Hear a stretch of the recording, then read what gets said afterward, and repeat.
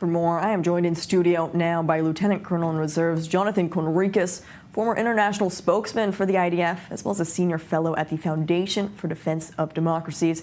Jonathan, great to have you out in the rundown as always. Pleasure to be here. Thank you. Right now, we just heard from some of these Israeli residents near the Gaza border, specifically Sderot, a town right near the north of the Gaza Strip, where right now tens of thousands of Gazans are returning to. They can see this happening pretty much across the border from their homes, some of them. And so these security fears that some of these residents have, are they valid, or are the security checkpoints inside Gaza enough? The way I see it, the fears of Israeli civilians living in the Gaza envelope, not only Sderot, but all around the area, they unfortunately are valid. And it's not so much about whether or not Gazans are in northern Gaza or not, but whether or not Hamas continues to govern and to have control over what happens in Gaza. That's the real issue, whether civilians have been able to go north and Hamas terrorists have been going with them. It makes a difference, but that is not the strategic picture. The strategic issue is Hamas still in power, and does anybody check their power? And in the future, will they have the ability to regain weapons? That is a concern for Israeli civilians, and until Israel creates a different reality where Hamas isn't in control of the Gaza Strip, then, rightfully so, Israeli civilians will have serious concerns about their safety. How does this move also complicate possibly Israel's maneuvers inside Gaza if phase 2 of the ceasefire, which is this complete end of the war, if that collapses and Israel does have to go back in with military force inside Gaza, now that they've withdrawn from parts of the Netzarim corridor, now that civilians are back in the northern part of the Strip, which they had evacuated and cleared out for months now, what type of groundwork does this leave for the IDF if they have to go back? Well, out of the many things that are very complicated with conducting combat operations in Gaza, that I think is a little bit less complicated because for a few reasons. One, a lot of the infrastructure in the northern part of Gaza is non-existent, so there is not much to cling on to in northern Gaza. Second thing is that these people have been evacuated from northern Gaza once or twice. Doing it the third time wouldn't be a very difficult endeavor. And another factor is that there already is humanitarian infrastructure in place in the southern part of Gaza, in the Muassi area. And if it comes to it, and if negotiations fail, if Hamas refuses to hand over Israeli hostages for whatever reason, and if Israel has to resort back to fighting, then I think Israel would have the ability and hopefully the legitimacy to do so in order to retake control over that area and perhaps once and for all really deal a decisive blow against Hamas. Jonathan, you mentioned briefly just what these Gazans are returning to. It's rubble most of the time, yet compared to the south where these humanitarian zones have actually been built, where they have been living in tent cities, albeit, but in the north, what are they returning to? Because right now, without money, without the infrastructure to rebuild, the situation for these Gazans, it's not much up there. No, I mean, the Hamas's military infrastructure was the most elaborate and the most important and the strongest in the northern part of the Gaza Strip. And Hamas combat capabilities were focused in Gaza City, Sajaiya, Jabalia, and many other communities and neighborhoods that are part of the northern part of the Gaza Strip. As such, there was more fighting there, and as a direct consequence, there is more destruction of infrastructure and dwellings. That's, the destruction that Hamas brought upon the Gaza Strip. That is the reason why the civilians there now face a very dire situation. I wouldn't be surprised to see a movement which Hamas won't show on TV screens, but perhaps we'll be able to see it with other means, of a reverse movement of Gazans that have come to the northern part of Gaza. They see that there's not much there. There's maybe a heap of dust and cement, which used to be their home. And they understand that if they want to care for their family, maybe the better place for them to be is in a humanitarian zone in the southern part of Gaza, or maybe take President Trump's initiative and go elsewhere. And coming back here in studio, still with me, Lieutenant Colonel in Reserves Jonathan Conricus. Jonathan, we were discussing it right before, this migration of Gazans inside Gaza from south to north, maybe back to south. But what about the relocation of them abroad? How realistic and feasible is this solution that Trump is touting? Well, it's not new. I mean, it's been around for, shall we say, at least 50 years in certain circles of Israeli political thought, and probably in other countries as well. I think the biggest opposition will be from people who are set and determined on putting Palestinian statehood in front of the needs of Palestinians. And we've seen many countries and political institutions over the years do exactly this. UNRWA is an example of a political institution that allegedly is there to help Palestinians, but really what they've done over 7 years is to cement and to perpetuate a state of vulnerability and misery for Palestinians. So had it been about helping Palestinians, then there would have been so many other ways of really doing it. And of course, asking people to, or insinuating people that they should leave what they call home is a very, very big deal, and it's a very big psychological thing. It, of course, has tremendous economic repercussions and probably diplomatic as well. Will Gazans agree to it? Very doubtful. But I think this is part of the behind the scenes between Israel and the US, part of the deal. I think that after it's now been announced that Prime Minister Netanyahu is coming to the US, the price for each of the remaining hostage just went up, because I think Hamas can take from that and understand that there's going to be severe pressure on Israel on behalf of the US to continue and to get a final deal done. Hamas knows that, and they will bargain hard, and I think that we will see a rise in the price of for every Israeli hostage. But perhaps there will be additional pressure on Hamas as well. And there's always more up the sleeves of seasoned politicians, and we will see interesting things, no doubt. Always. Now, a U.S. envoy said that they support this decision and that UNRWA is exaggerating the effects that a ban like this could have on the capabilities. Now, as far as this decision, is it actually going to affect UNRWA's ability not only to impact clearly here in Israel, but more specifically Gaza, where we have seen UNRWA violations as well as aid deliveries countless times throughout the course of this war? So in Judea and Samaria and in eastern Jerusalem, I would assess that that's a definite yes. There will be a significant impact, and that is a first step.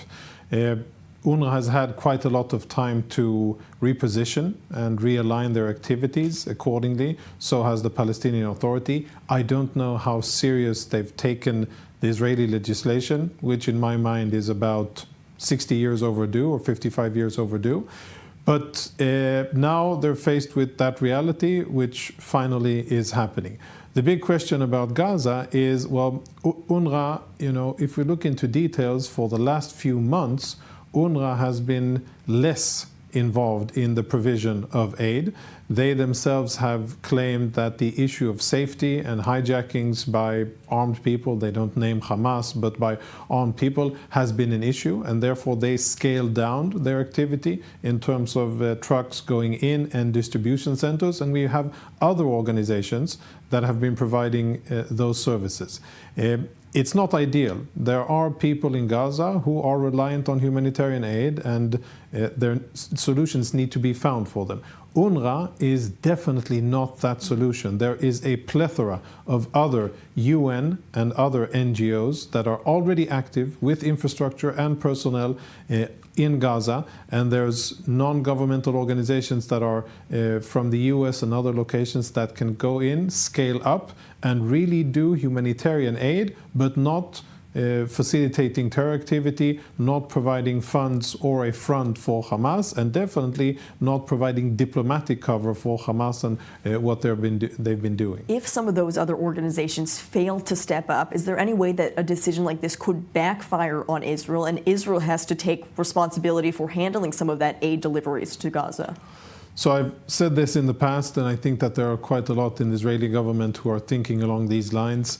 I really don't see a different alternative to Israel conducting these operations itself. I don't see a real alternative for Israel.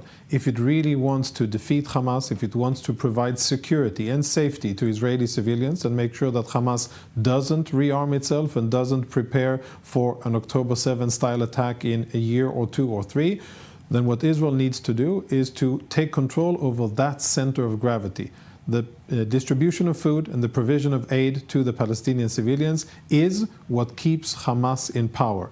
The sooner Israel moves in and takes control of that and actually provides aid to civilians and cuts out Hamas, and that'll be some heavy lifting, but it can be done, that'll be the sooner that Hamas will be defeated. We have a quick update now out of Israel's northern front, that being Lebanon. Lebanon says 7 people were wounded in an alleged Israeli airstrike in the Nabatea area, which is north of the Litani River. Now, the IDF has not yet commented on the strike, but reports say it targeted a Hezbollah weapons depot. Now, right now, Jonathan, we are still in this extended ceasefire period that was the 60 days set to end earlier this week, but it has been extended over the terms with the United States as well. News like this, unconfirmed, I will add, but still, how could this possibly risk violating or exposing and collapsing the ceasefire in place? Well, the IDF hasn't, as you said, the IDF hasn't issued anything official yet. We're waiting for notice. I would assume that before Israel struck, notice was given to Americans and French and indirectly to the Lebanese that Hezbollah was violating the ceasefire agreement and was deploying. Nabatea, it's important to understand, it is north of the Litani. It is the biggest city in southern Lebanon, in that area, a massive Hezbollah HQ with lots of underground and above ground facility and lots of Hezbollah operatives and their families who live there. So we're talking about an important operational asset for Hezbollah. It's not a surprise that there appears to have been Hezbollah activity there. And I would assume that there's been preliminary preparations done and ducks in order in terms of Israel, and then a strike on the ground, or perhaps as Israel struck, it notified the different parties. I think Israel would have to strike long and hard in order to really rupture the ceasefire, because Hezbollah is not really in a position to have much of a say about it for the time being. Now, still with me here in studio, I'm with Lieutenant Colonel in Reserves Jonathan Conricus, former international spokesman for the IDF, as well as the senior fellow at the Foundation for Defense of Democracies. Jonathan, right now we're talking about the hostages that are to be released in phase 1 of this deal, 33 over the course of 42 days. However, Hamas now says that they have begun discussing the framework to begin negotiations for phase 2 of this deal, arguably the more complex and complicated phase of this deal. Phase 2 means ending the war. At this point, what are the assurances that phase 2 will actually happen? Yeah, I think the matter here, this is of course the more complex part. Hamas, I think, understands very clearly that their only leverage and their only way to stay alive as an organization and in power in Gaza is by keeping Israeli hostages. In my mind, as harsh and as cruel as it sounds, the issue will be how many Israeli hostages will be left behind or will be left in Hamas's hands once the war starts again. I cannot see a situation where Hamas gives up all of the hostages and they come back to their families or to burial. And I think that Israel cannot tolerate such a situation. So there will be negotiations. Hamas will haggle for a higher price, and we will see exorbitant numbers of Palestinian terrorists released for each and every live and dead soldier. And as that will come to completion, I think that Hamas will do the very cruel Machiavellian thing of keeping Israeli hostages in Gaza, and that will force Israel to go back to fighting. What matters most is to get, of course, our Israeli brothers and sisters back. At the time, that will probably only be our brothers back to Israel. And the Israeli imperative will be to front load and to release as many Israeli hostages as possible in the first parts of the second part of the deal, which Hamas will oppose to. And at the end of the day, this will be very tense moments, very, very challenging for families. And I am extremely sad to think about the fate of those families who probably won't get to see their loved ones, dead or alive. Some probably will. But I think now, even though there is tremendous American pressure and global pressure to get this done, I don't see a way by which Hamas does the right and the humane thing of releasing the hostages, because that would mean that they wouldn't have any more leverage. and they're not going to have that. This is their only bargaining chip going forward, it seems. It is. Still with me in studio, Lieutenant Colonel in Reserves Jonathan Conricus, as well as joining us, our I24 News Middle East correspondent, Ariel Osran. Now, Jonathan, is this such a crazy thing to think that the United States, backed or Israel backed by the United States, could actually go after Iran's nuclear facilities? The repercussions, Iran right now claiming, will be massive for not only Israel, but America as well. So they say. They also said that Israel wouldn't be able to strike any targets in Iran, and Israel proved the contrary. I think that window of opportunity is still there, and I think that we've heard insinuations from President Trump and responses by the Iranians. Everybody understands that that option is on the table, and President Trump is using a possible Israeli strike on Iran's nuclear facilities as leverage in order to get the Iranians to the negotiating table. I suppose, if I understand and if I read President Trump's messages correctly, then he wants negotiations and he wants some kind of a deal without the use of force. But if we look at reality, military reality, Iran is still very much exposed, even though they have repurposed air defenses and they have replenished some of their destroyed capabilities. Iran is still exposed, and Israel has the ability to strike a lot of their capacities, and that window of opportunity is still there. It looks as if Israel is going to allow diplomacy under Trump to run its course, which... Would that be the best move for Israel? Because if diplomacy works, is the threat still of nuclear facility and nuclear action still there without completely wiping it off? Yeah, I think it's very important to be clear about the Islamic Republic of Iran. That regime is a menace to the region. It is an exporter of terrorism. It is a regime that is made up of crazy fundamentalist people, and if they get their hands on nuclear weapons, that is bad news for the world. Now, how do we avoid that? Will it be Israel doing the world's dirty work again, like Israel did in 81 in 2007, or will it be a more comprehensive international effort against Iran? Either way, the worst thing that can happen is Iran obtaining nuclear weapons, and the less bad thing is for Israel or the US to take them out. I don't see them dismantling themselves, and as such, there are very few other options left. Jonathan, I want your take when it comes to the strategic or military gains that Israel has by keeping this presence indefinitely on the border with Syria. I see it as a bargaining chip. I don't think that Israel has territorial claims over it. It is very important, key strategic terrain. Being there allows Israel to prevent anybody else from being there. And the power or country or organization that holds the Hermon basically benefits from a 360-degree unobstructed view. Damascus, northern Israel, and on a good day, Beirut and the Lebanese mountains as well. And therefore, it's important for Israel to be there as long as there is instability and uncertainty with regards to what's going on in Syria. And I think that Israeli caution about the intentions and the actions of the new regime in Syria are very well based, and they are very much called for. Yes, the new government in Syria is saying the right things and playing the right tune for Western ears, but what matters really is actions. And at the end of the day, the people that are currently running Syria are people that grew up and nurtured jihadism and violent extremist Islam and believe in the implementation of Sharia as modern political governance. And Israel has to keep that in mind and be very, very vigilant. I would only hope that Israel would be able to trade and barter with the tools that it has available in order to get future stability, security, and even though it is a word that we rarely mention these days, but perhaps peace or something that resembles it with regards to Syria. It is a long time in the future, but I think the fact that we are now establishing a longer-term presence indicates that that is going to be what Israel is going to be aiming for.